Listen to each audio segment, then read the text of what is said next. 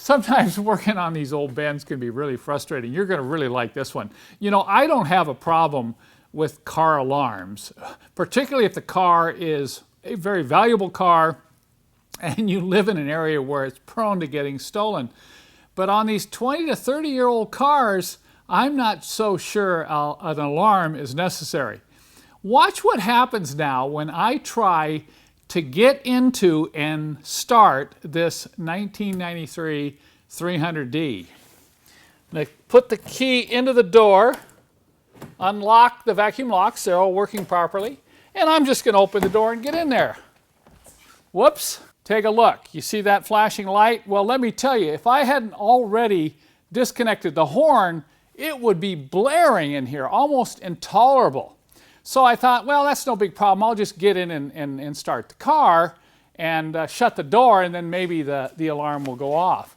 But I put the key in the ignition, turn the key, and nothing happens. It's like a dead battery.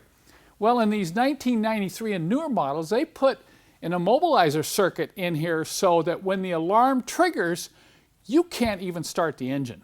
So that can be really frustrating. And you know, I've played around here, and I can close the door. I can just imagine if the horn were blaring here, and you were in a parking lot trying. Look, it's still activated. So I'll go back here to the trunk and put the key in the trunk, open, and lock the doors. And sure enough, the alarm's gone off. Once again, imagine if the horn was not deactivated and this was happening to you somewhere in a busy area like a mall. So I found, particularly on these 1995 and older Mercedes, it's probably just better to deactivate the alarm. And you know, you can repair it, but there's some really expensive parts involved here.